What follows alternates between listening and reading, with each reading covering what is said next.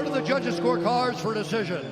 The judges score the contest 48-47, 48-47, and 49-46 for the winner by unanimous decision, and